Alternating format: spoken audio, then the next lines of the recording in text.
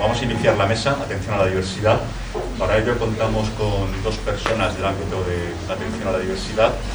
Con nosotros está Agustín Alcocer Copero, que seguramente que algunos ya le conocéis porque es el director del equipo de atención de orientación psicopedagógica del Leganés.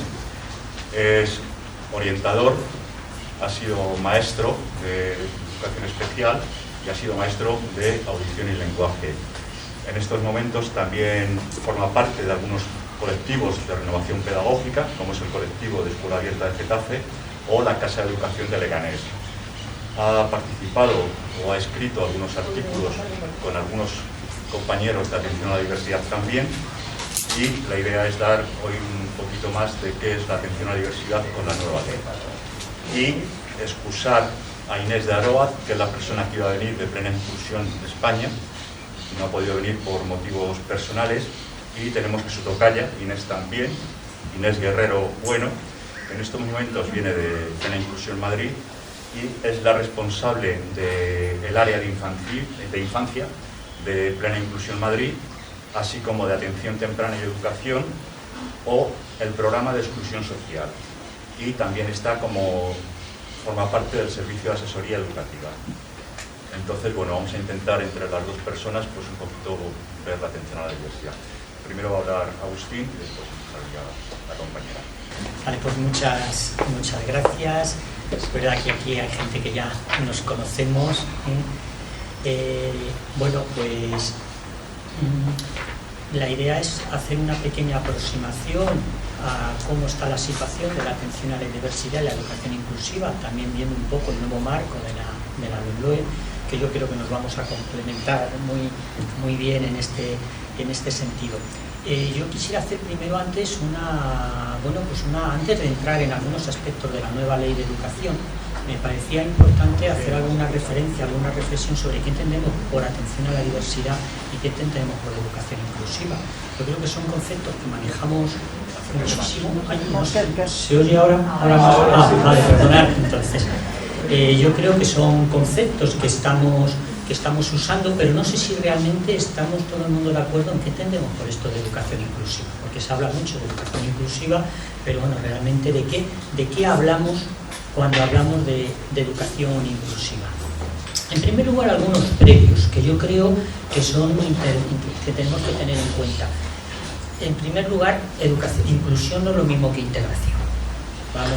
Eso pasó en otro momento, la idea es totalmente diferente, entonces no es que hemos cambiado simplemente la palabra y lo que llamábamos integración, ahora lo llamamos inclusión. Yo creo que en eso empezamos ya creo a estar de acuerdo todas las personas. La otra cuestión que a mí me parece un poco importante decir es que parece que hablamos de educación inclusiva, es decir, como si hubiera un adjetivo a la palabra educación.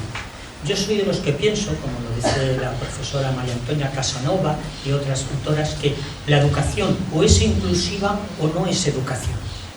Puede ser aprendizaje, pueden ser otras cosas, pero no es educación. O sea, creo que va íntimamente ligado inclusión a educación. Y por tanto, es un derecho de todas las personas. Y no es que eso, es que lo ha dicho ya de alguna manera todas las organizaciones internacionales en este sentido. Es un derecho, el artículo 24 de la Convención de los Derechos de las Personas con Discapacidad, a la que yo creo que se va a referir mucho más, pues es que lo dejó muy claro. Y también es algo que tenemos que tener en cuenta, es que cuando hablamos de educación inclusiva, y hoy ha salido en el debate de antes, está relacionado con la equidad. Hablar de equidad es también hablar de educación inclusiva. ¿Con esto qué quiero decir? Que no nos vamos a referir a un ámbito, parece como muy concreto de la educación, sino en el fondo es hablar de la educación con mayúsculas. Como decía, no es solo un principio, aunque la nueva ley de educación habla de principio, también habla de derecho.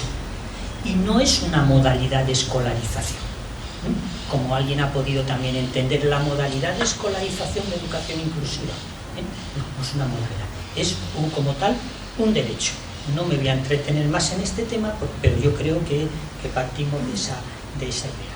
Y por tanto, como comentaba, y es importante, el reto, de alguna manera, de la inclusión es la equidad.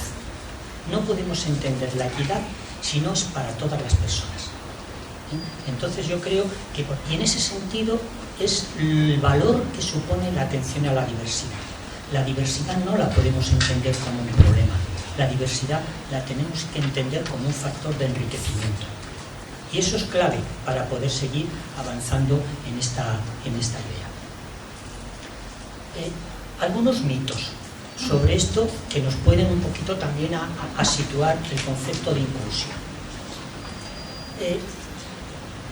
El primer mito es que cuando hablamos de educación inclusiva parece que solo nos referimos a las personas con discapacidad.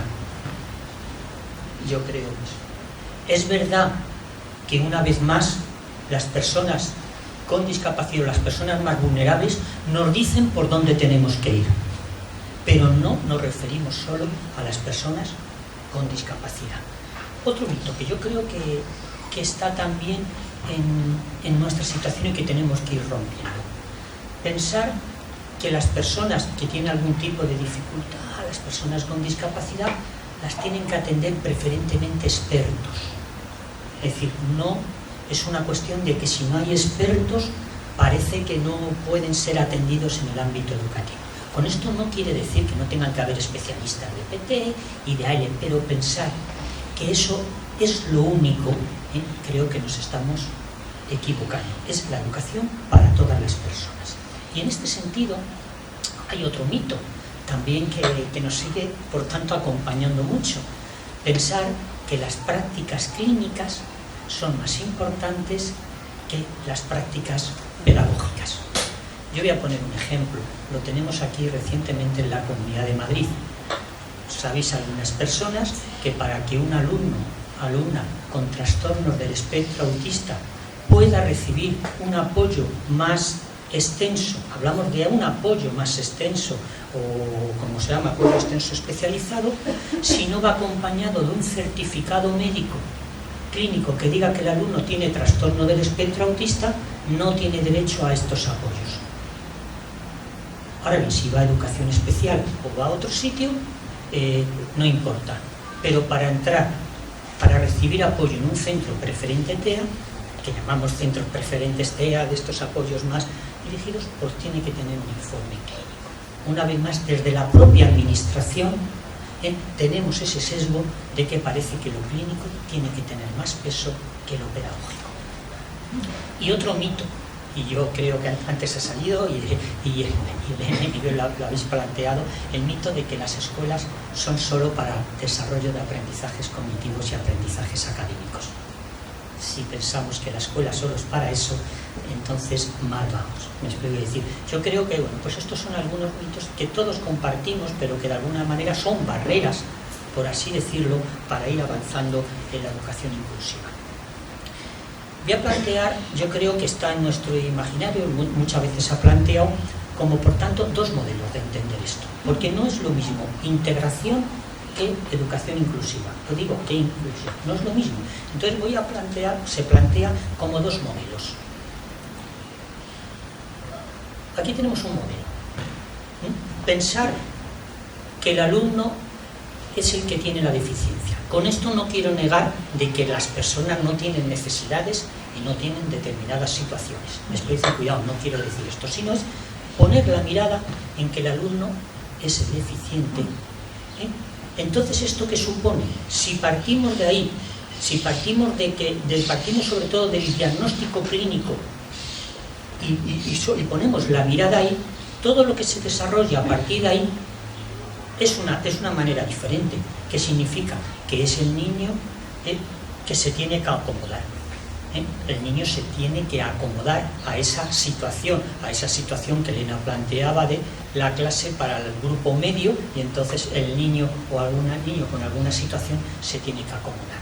Y le tenemos que dar una enseñanza individualización. Y eso supone adaptaciones curriculares o individuales.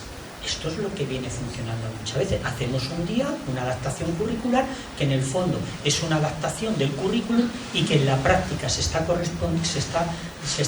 llevándose a ser una programación paralela. Vemos en algunas clases todavía, en algunas situaciones, donde el alumno o la alumna están en cuarto de primaria y hay un niño con un libro de primero. Algo aquí no cuadra. Frente, si lo que partimos, cuidado, lo mismo, no quiere decir que la escuela la haga mal, sino si lo que partimos es que es la escuela la deficitaria, es la escuela la que tiene que mejorar. Entonces, en ese sentido, lo que tenemos que hacer no es que el niño se acomode, sino cambiar el contexto, adaptar el contexto a la diversidad de todas las personas. Y esto nos lleva a otra idea diferente, no a una individualización, sino a una personalización del aprendizaje. Y alguien me dirá, ¿pero qué diferencia hay? La diferencia es muy clara y muy evidente. En la personalización, el sujeto participa de ese proceso de aprendizaje. En la individualización se lo damos dado. ¿Cuántos niños o niñas conocen su adaptación curricular que le hacen en los centros? Que yo sepa, no lo conocen muchas veces ni las familias. ¿Me explico qué decir? Eso es diferente. Personalizar significa. Y eso significa, por tanto, que no tendremos que hablar tanto de adaptaciones curriculares individuales, sino que lo que tenemos que hacer es un diseño universal para el aprendizaje, es decir, adaptar de alguna manera la escuela a la diversidad de todos los alumnos, y cada alumno, no solo el alumno con supuestas necesidades educativas, tendrá sus propias trayectorias personales de aprendizaje. Por tanto, el modelo corresponde, el primer modelo, a ese modelo de integración, de primera integración que llamábamos. Esto correspondería a ese deseo de ir avanzando hacia un modelo de escuela inclusiva. ¿Pero qué significa esto de escuela inclusiva? Y voy a pasar un rápido. Vamos a ver, la educación inclusiva, ya yo creo que conoce, ya la mayoría de la gente ya compartimos esto, es muy conocido, pero yo no me canso de decirlo. Es la, digamos, la conjunción de esas tres dimensiones: la presencia, el aprendizaje y la participación. Se tienen que dar las tres.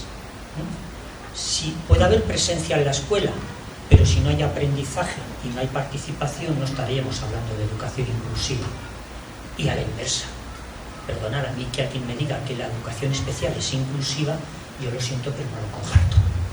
Porque no hay presencia. Podrá haber aprendizaje, podrá haber participación, pero no hay presencia, no hay aprendizaje con todos. Entonces es necesario avanzar en esas tres dimensiones. La presencia, que tiene que ver con el compartir, con estar con los demás, con ir aprendiendo con los demás. El aprendizaje, que tiene que ver con esto que hemos ya dicho antes, poner la mirada en las competencias claves, en esos aprendizajes imprescindibles. Y por supuesto la participación, que tiene que ver con el grado de bienestar, con la convivencia, con el desarrollo socioemocional. Es fundamental. Son esas tres dimensiones, y es en esas tres dimensiones en las que tenemos que ir avanzando para valorar que estamos ante una educación inclusiva.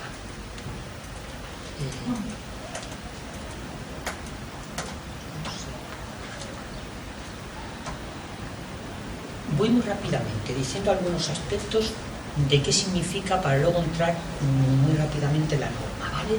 Asegurar la presencia supone cosas como estas.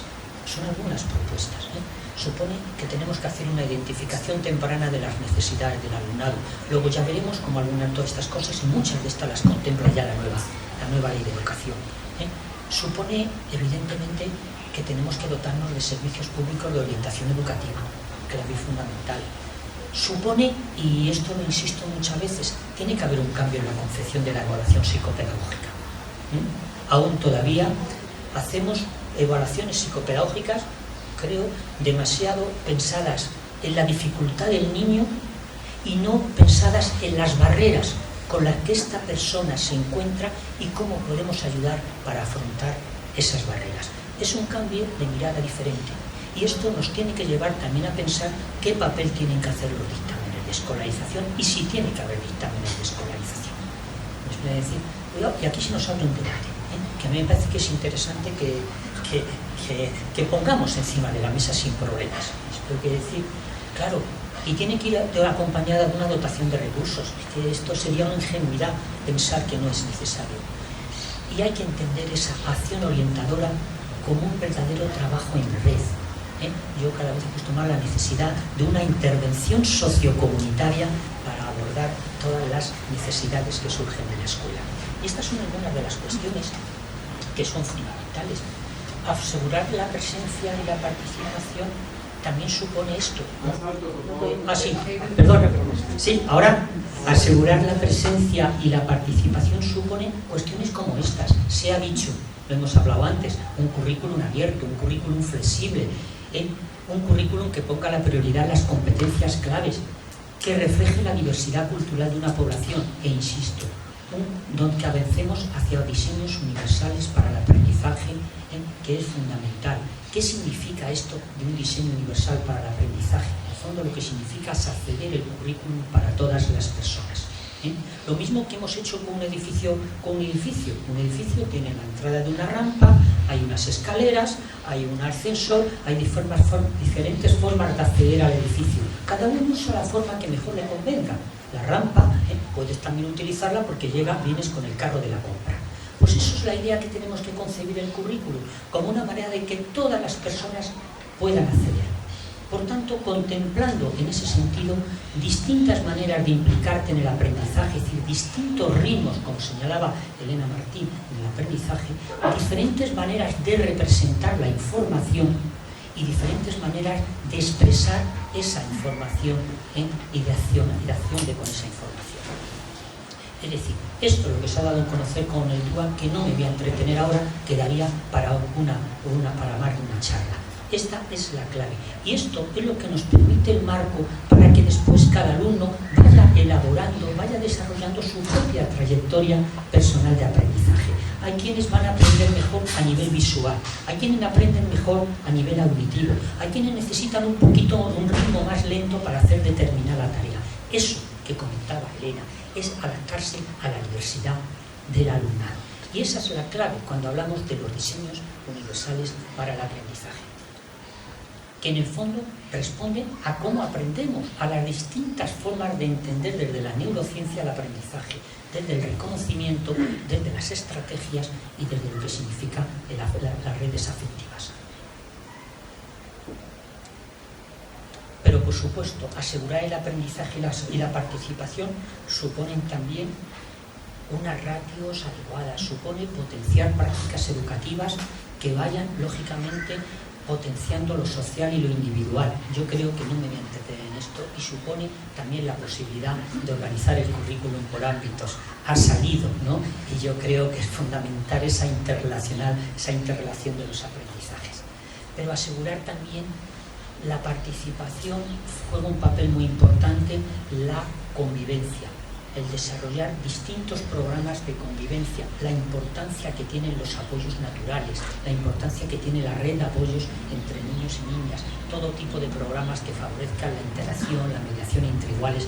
No me voy a entretener. Lo que quiero decir con esto, es cómo cuando hablamos de educación inclusiva estamos hablando también de mejora de la convivencia. Inclusión y convivencia son, desde un punto de vista, las dos caras de una misma moneda. Y por tanto, la importancia que tiene reforzar ese trabajo en red. Ese trabajo en red, como comentaba, entre el alumnado, entre el profesorado, con las familias, y me voy a referir a ello, y luego va a haber ocasión de hablar de ello. La importancia de llevar a cabo centros en red, la conexión entre diferentes centros y, por supuesto, muy importante también con el mundo de la universidad. Lo comentaba antes Elena, es que esto no es una cuestión simplemente de opinar. Hay evidencias científicas y en ese sentido tenemos que ir dando pasos. Muy rápido. ¿Qué dice la LOE? Pues voy a señalar fortalezas que hay, y muchas, y la verdad lo tengo que decir, pero también existen algunas debilidades o cosas que tenemos que ir avanzando y concretando muy rápidamente en función en ese sentido. Hay dos cosas que a mí me parece que son muy importantes y muy positivas que marca la LOE. En primer lugar, ese reconocimiento a los derechos de la infancia como clave fundamental. Es básico, parece que es que no, pero eso es una cuestión fundamental. Y yo creo que me valoró muy positivamente haber incluido ese principio del diseño universal para el aprendizaje. Que esté como principio ya es una manera de empezar. Vamos a ver luego cómo lo desarrollamos, pero por lo menos ya está. Si me refiero a la escolarización, es decir, a la presencia, por así decirlo, de alguna manera, esa dimensión, yo creo que hay aspectos que han sido positivos, son positivos de la nueva ley. Los tenemos aquí, no me voy a entretener. Esa escolarización equilibrada en el conjunto de los centros sostenidos con fondos públicos por la que se apuesta es fundamental. Miguel daba antes unos datos que yo creo que son claros. A mí me parece muy importante la nueva definición que se hace de alumno con necesidades educativas especiales. Si habéis visto el texto de la ley, se dice aquel que afronta barreras. Es decir, pone la mirada no en la persona, sino en el contexto, en las cosas que la escuela tiene que ir adaptando para poder atender a la diversidad del alumnado. Esto parece que es una que no tiene importancia, pero juega un papel muy importante ese nuevo cambio que se ha dado de la definición de alumno con necesidades educativas especiales.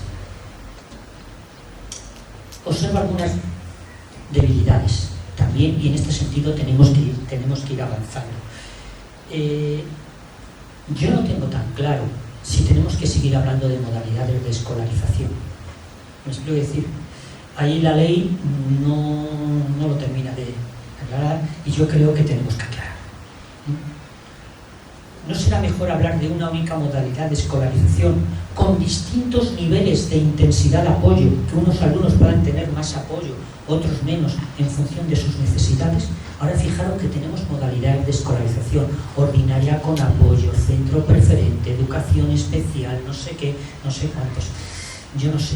Yo sé que es un debate complicado, pero al menos sí que tendremos que poner y empezar a pensar de qué manera un poquito, cómo avanzamos o cómo ponemos la mirada en la intensidad de los apoyos, en el tipo de apoyos, más que en las modalidades de escolarización.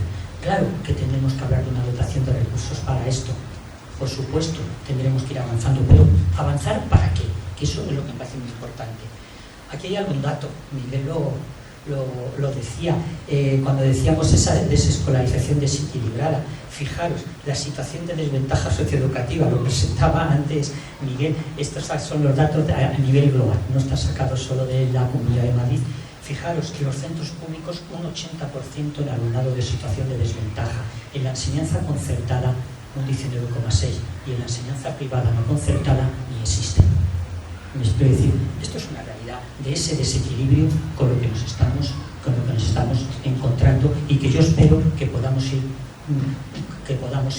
regulando, corrigiendo. Pero es curioso, cuando trasteamos y vemos un poquito cómo se comporta la situación del alumnado con altas capacidades, aquí cambia totalmente. El alumnado con altas capacidades en la enseñanza concertada es casi un poquito mayor que la enseñanza pública. En la enseñanza privada tiene un bueno, pero justo sigue habiendo un sesgo. Lo vemos ahí, ¿verdad? Un sesgo de género. Se siguen detectando muchísimo más chicos que chicas. Bueno, yo lo dejo ahí.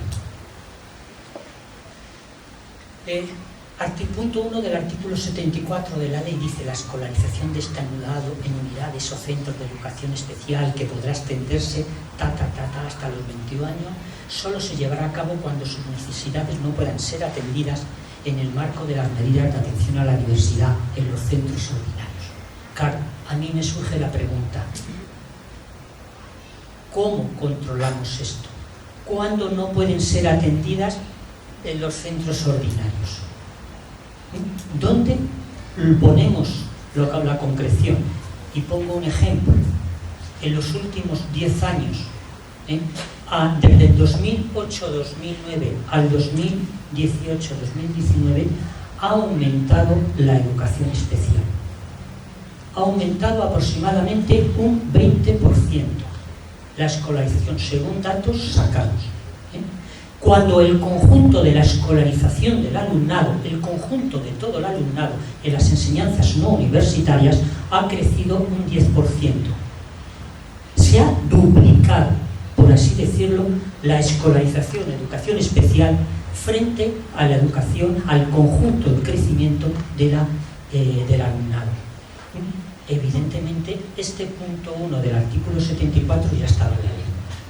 No es nuevo nada. Es decir, que tenemos que ver cómo somos capaces de entender qué entendemos cuando las necesidades no pueden ser atendidas en el marco de los centros ordinarios. Y qué casualidad que en esos 10 años ha coincidido con recortes de apoyo de PTAL aquí en la Comunidad de Madrid, muy importante, y sobre todo, no sé, tengo aquí los datos, pero creo que me parece que solo en la edad sur, faltaban el año pasado 315 profesores de apoyo PTAL, según el estudio de comisiones obreras, faltaban 315 profesores de apoyo. ¡Qué casualidad! Han ido disminuyendo los recursos de atención a la diversidad y ha ido aumentando la escolarización en los centros de educación especial. Por eso, este artículo es adecuado, pero lo tenemos que vigilar. En especial lo tenemos que cumplir. Aquí están los datos de la escolarización en educación especial frente al conjunto, el crecimiento de la población. Fortalezas con los aspectos curriculares, pues yo no me voy a entretener, ahí están dichas, hay fortalezas, hay aspectos que son muy importantes que recoge la nueva ley, hago la referencia al DUA, a la posibilidad de organizar el currículum por ámbitos. Ojalá que esta posibilidad se lleve a cabo. De verdad, yo sé que, porque ya lo decía la ley antes, hablaba de la posibilidad en primero de la ESO y no conozco muchos institutos que en primero de la ESO la hayan podido organizar. Entonces, vamos a ver cómo avanzamos en este sentido. Por supuesto, esa supresión de las etapas finales, de las evaluaciones finales. ¿Alguna debilidad que yo señalo? Cuando hablamos de evaluación de diagnóstico en cuarto y segundo de la ESO, y ha salido antes, tengo la sospecha, y ojalá no sea así, que se pone la mirada o la prioridad en las áreas en lengua y matemáticas. Corrijamos eso, porque si solamente ponemos la prioridad y no la ponemos en el conjunto de las competencias clave, lo decía Elena Martín muchas veces, lo que no se evalúa no se enseña. ¿Me explico decir? Entonces es importante que veamos un poco cómo hacemos esas pruebas de diagnóstico para que realmente contemplen el conjunto de las competencias clave, ¿vale? Y muy importante, desarrollemos lo del DUA. A mí me gustaría que los reales decretos de currículum podamos ir incorporando algunos aspectos concretos que ayuden a los centros a trabajar en base a esa idea de concebir la programación como un diseño universal para el aprendizaje. Son evidentemente cosas que no aparecen como tal, pero que las podemos desarrollar en el marco. En cuanto a aspectos organizativos, no me voy a entretener. A la recuperación de los ciclos de primaria es una fortaleza, la recuperación de los programas de diversificación, el papel de la FP. Aquí se abre una vía que es importante. Sí, voy terminando. Los ciclos de formación de grado básico que no se quedan cerrados, sino que permite una salida en ese sentido. Y por supuesto, yo veo algunas debilidades. A mí me parece que la norma, y luego lo concretaré, especificar un poquito más el tema de los principios de la orientación. Se queda ahí como orientación y tutoría, pero no se especifica, y por supuesto a mí me parece muy importante avanzar en la participación familiar del alumnado. En la participación familiar y del alumnado sí se recoge todo lo que tiene que ver en los consejos escolares, pero había que dar un paso y tendríamos que ir trabajando en cómo avanzamos en la participación más allá de la participación formal, que efectivamente hay un paso importante en ese sentido. Porque lo que está claro es que a medida que avanzamos en la participación, la mejora del aprendizaje es mayor. Y termino ya. No me da tiempo a hacer una referencia, quería hacer una referencia muy rápido a la disposición adicional que marca la LOE, esa disposición adicional que dice que en el plazo de 10 años será sobre la convención del alumnado para atender a las mejores condiciones del alumnado con discapacidad, etcétera, etcétera, y la adaptación un poquito también de alguna manera de todo lo que significa un poco el papel de los centros de educación especial como centro de recursos. Yo pongo esta frase, este trozo de texto, lo digo porque aquí ha surgido una polémica que esto no entiendo, lo digo francamente, perdonadme un minuto si nos importa, entiendo una polémica que no entiendo, que es esto de que se quieren cerrar los centros de educación especial. Cuando miro la normativa, leo esto: los centros de educación especial se irán configurando progresivamente como centros de recursos educativos abiertos a los profesionales de los centros educativos del sector. entrecomillado. Esto no es exactamente lo que dice la LOE. La LOE dice algo de esto. No es exactamente. Yo lo tengo definido, ahora lo vemos porque yo lo recojo. Esto lo dice el artículo 24 del Real Decreto 696 de 1995. Yo creo que ya ha pasado tiempo, ¿verdad? Por favor, aquí viene ese debate de que se quieren cerrar los centros de educación especial. Si ya viene, ya se planteó esto en el Real Decreto 696, por cierto, normativa todavía vigente en algunas comunidades, entre ellas la de la Comunidad de Madrid. Dejadme que lo diga. Ya termino. Por tanto, para desarrollar yo creo que es importante desarrollar esa disposición. En ese sentido, revisemos el nuevo papel de los centros de educación especial, ir avanzando progresivamente en este tema. Yo propongo, yo creo que es interesante una participación social, como decía Elena, entonces, ¿por qué no podemos pensar en la fórmula de un observatorio de inclusión, la creación de un observatorio sobre la inclusión, o vemos cómo desde el control social podamos ir viendo cómo se avanza y, por supuesto, por favor, aprovechemos experiencias ya que ya existen.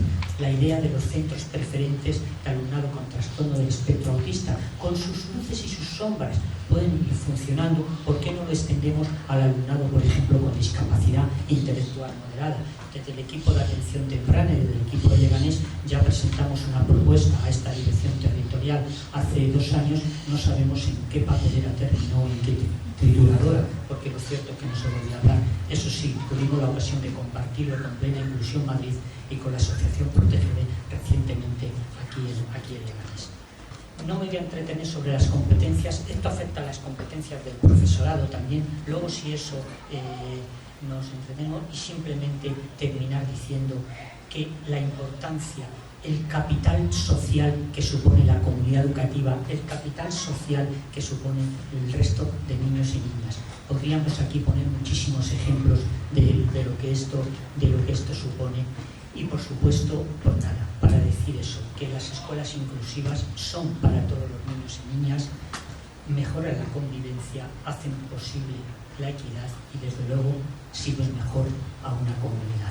Yo creo que de eso estamos muchas personas convencidas, porque de alguna manera también estamos convencidos de esta frase, por cierto también muy antigua, pero también que sigue siendo válida: en un mundo lleno de diferencias, la normalidad no existe. Perdonar por el retraso, porque sé que te